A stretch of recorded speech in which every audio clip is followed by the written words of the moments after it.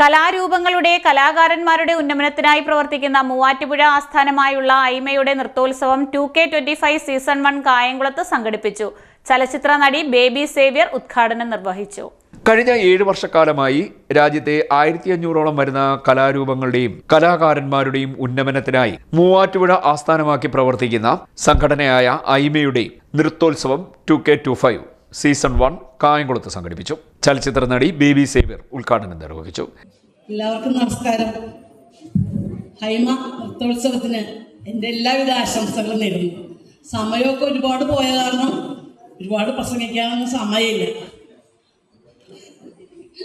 അതുകൊണ്ട് എല്ലാവർക്കും നന്ദി, നമസ്കാരം. ഹൈമ സ്ഥാപക നേതാവ് ഏഞ്ചൽ വർഗീസ് അധ്യക്ഷത വഹിച്ചു. ചലച്ചിത്ര നടൻ Cobra Rajesh, Guinness Vinod, Anila M Krishnan, Sudhi M Unnithan, Praveen Unni, Madhu G Kamalam, Amulya, Harish, Unni S Nair, Deepak Menampally, Sudheesh Raj, Ajikumar Muthukulam, Madhu Thathampally, Sajeena Karuvatta, Sunil Kayamkulam, Rajeev Kayamkulam എന്നിവർ സംസാരിച്ചു. CD net news Kayamkulam.